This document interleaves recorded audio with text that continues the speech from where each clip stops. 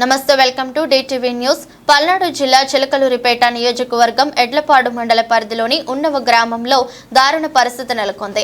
గ్రామంలో ఉన్న రజకుల నాయ బ్రాహ్మణుల శ్మశాన వాటికకు వెళ్లేందుకు దారి లేక స్థానికులు తీవ్ర ఇబ్బందులు పడుతున్నారు. చేసేదేమీ లేక మృతదేహాలను రోడ్డు పక్కనే దహనం చేస్తున్నారు. మనిషి చనిపోతే అంతిమ సంస్కారాల కోసం జానెడు స్థలం, ఆ స్థలానికి వెళ్లడానికి దారి తప్పనిసరి. కానీ ఉన్నవ గ్రామంలో శ్మశాన వాటికకు వెళ్లేందుకు దారి లేని దుస్థితి. ప్రజాప్రతినిధులు, ప్రభుత్వ అధికారులు స్పందించి శ్మశాన వాటికకు వెళ్లి వంతెన నిర్మించాలని రజకులు, నాయ బ్రాహ్మణులు కోరుతున్నారు. ఎడ్లపాడు మండలం పల్నాడు జిల్లా నుంచి మాట్లాడుతున్నామండి. మాకు తరతరాలుగా ఇదేనండి శ్మశాన వాటిక. రజకులకి, బ్రాహ్మణులకి, నాయ బ్రాహ్మణులకి, ఈ మూడు కులాల వారికి శ్మశాన వాటిక ఇదేనండి.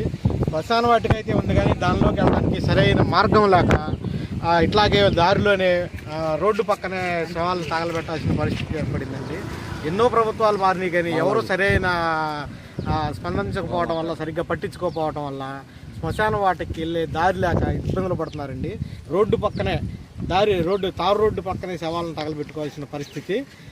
దయచేసి ఎవరైనా సహకారం అందించవలసిన వాళ్ళు ముందుకొచ్చి దీనికి సరైన మార్గం శ్మశానానికి వెళ్ళటం రూపొందించవలసిందిగా ఉన్నవ గ్రామ ప్రజలు, నాయ బ్రాహ్మణులు, రజక సంఘం తరఫున మేము కోరుకుంటూ ఉన్నామండి.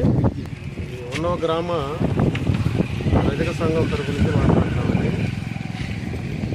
మరి ఇక్కడ ప్రశాంతంగా శ్మశానం కూడా లేదు, ఎంతో ఇబ్బంది పడుతున్నారు వీళ్ళు.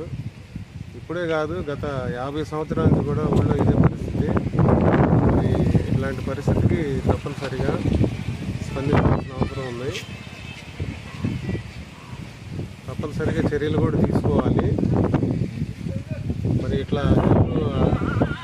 మరి ఇట్లానే పేదవాళ్ళకి ప్రతిదీ కూడా ఇట్లాగనే వెనక్కి వెళ్ళిపోతుంది. ప్రభుత్వాలు మారిపోతున్నాయి, కానీ మరి పేదల రాతలు మారలేదు.